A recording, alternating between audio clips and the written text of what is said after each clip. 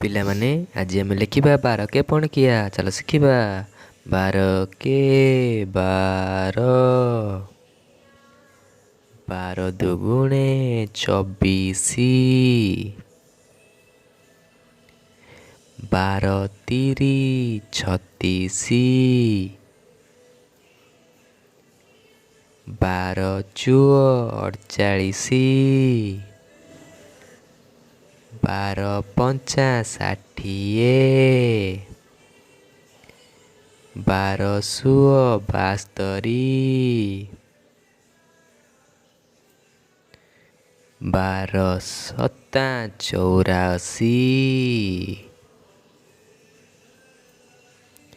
12 ଅଷ୍ଟା 96, 12 ନୂଆ 108, 12 ଦଶା 120।